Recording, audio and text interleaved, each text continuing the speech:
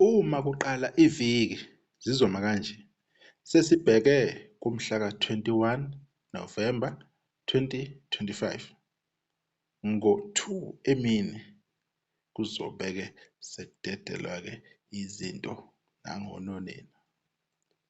Siyabonga sanibingelela Indofastocks TV lapho uKhuzani Facebook ubhalile i-post esazise kabanzi ngomsebenzi wakhe wakamuva olandelayo ukuthi iy'nhlelo zizohamba kanjani. I-album iphuma ngo-2 emini kuzi-21 November okuyi-Friday kuwona lo nyaka. Monday uKhuzani uhlele kanje, uzodedela ini i-album cover ukuthi izobeka imi kanjani. Kwenzeka-ke ukuthi kuney'thombe nyana ezimbalwa esizoyibona, kodwa-ke okusalayo-ke sizoyibona leyo front cover, whether iyodwa or u-2 or u-3 akusenani.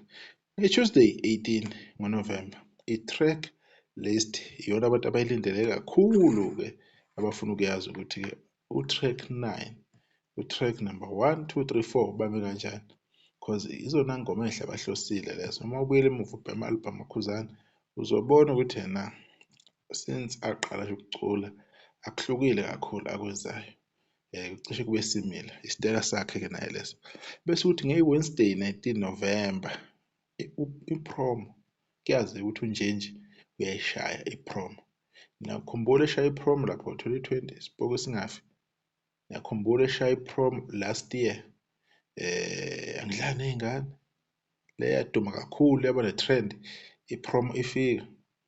Ngiyakhumbula kuloya nyaka ethi Cala Libole, uNjinji-ke loyo. Ngiyamkhumbula uNjinji ukuthi ubesebenza eKhosini FM, sebenza phana kwi-Top 20 ngeMigqibelo. Uye-ke lowo Njinji loyo, ithalente eyisimanga leya nsizwa. Nizoyizwa-ke i-promo yakhona ukuthi izobe imnandi kanjani. Ebese kuthi ngoLwesine ngeyi-20 kaNovemba, uKhuzani uzoriliza-ke i-1 minute video-ke. Akuchazanga ukuthi-ke eyani-ke leyo video leyo. Sesiyobona ngalo-ke usuku lolo uma isifika-ke leyo video. Kodwa nje singakusho nje ukuthi sekunjalo-ke, sekusukile ukukhuluma, sekusukile ukushisa. uKhuzani umsebenzi wakhe usendleleni, usuphelele. I hope usuphelele. I hope benza ama-touch up manje. Yonke kodwa into isilungile. Kade bewulindele-ke. Iy'nduna emabhrentshini sithembe ukuthi bayaviva lapho abakhona. Bafowethu akuhambe uyo-stream-a umsebenzi kaKhuzani. Uhambe kahle kakhulu umsebenzi wokugcina lo ukuthi Angidlali Ney'ngane, amamiliyoni ayi-80, iy'ngoma zo-19. So abantu abazama ukuthi behambe beyodlala umsebenzi kaKhuzani. Iyeke ukwenza uKhuzani elokhu mhlawumbe engathi abantu bayamgcona ngezinto ey'ngasile. Nimele ukuthi niyodlala umsebenzi kaKhuzani. Each and every day niya-stream-a, Spotify, YouTube, kulezo ndawo lezo zombili. Nakuma-iTunes abakwaziyo ukudlala khona kodwa kulezo ndawo lezo yizo lezi ey'nokulekha kakhulu. And abantu kumele beqinise lapho.